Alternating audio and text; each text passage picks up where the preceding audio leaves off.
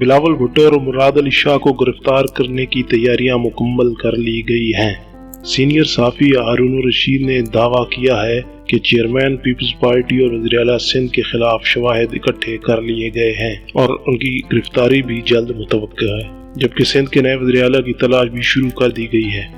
तफसीलात के मुताबिक मारूफ सहाफ़ी और तज्ज़ियाकार हारून रशीद ने निजी टीवी चैनल के प्रोग्राम से गुफ्तगू करते हुए ये दावा किया है कि पाकिस्तान पीपल्स पार्टी के चेयरमैन बिलावल भुट्टो ज़रदारी और सिंध के वज़ीर-ए-आला मुराद अली शाह की गिरफ्तारी की तैयारियां मुकम्मल कर ली गई हैं। बिलावल भुट्टो ज़रदारी को मनी लॉन्ड्रिंग केस के सिलसिले में गिरफ्तार किया जाएगा, जबकि वज़ीर-ए-आला सिंध मुराद अली शाह को सिंध में ज़मीनों की गैर कानूनी अलाटमेंट, मनी लॉन्ड्रिंग में मुलव्वस होने और इख्तियारात के नाजायज इस्तेमाल के इल्ज़ामात में गिरफ्तार किया जाएगा। मजीद बताया गया है कि बिलावल भुट्टो ज़रदारी पार्क लेन केस से लाताल्लुकी का इज़हार करते हुए दावा करते हैं कि वो नाबालिग थे। ताहम जो दस्तावेज़ात और शवाहिद सामने आए हैं उनके मुताबिक बिलावल भुट्टो ज़रदारी ने बैरून मुल्क जायदादों की खरीदारी के लिए जब दस्तखत किए तो उस वक्त उनकी उम्र 21 बरस थी। इसीलिए अब बिलावल भुट्टो को भी किसी भी वक्त गिरफ्तार किया जा सकता है, जबकि मुराद अली शाह की मुमकिन गिरफ्तारी को भी पीपल्स पार्टी की क़यादत भांप गई है। इसीलिए सिंध के नए वज़ीर-ए-आला की तलाश का काम भी शुरू कर दिया गया है। हारून रशीद कहते हैं कि आसिफ ज़रदारी तो पहले ही गिरफ्तार हो चुके हैं, जबकि आने वाले दिनों में नून लीग के साथ साथ पीपल्स पार्टी को भी बड़े पैमाने पर गिरफ्तारियों का सामना करना पड़ेगा।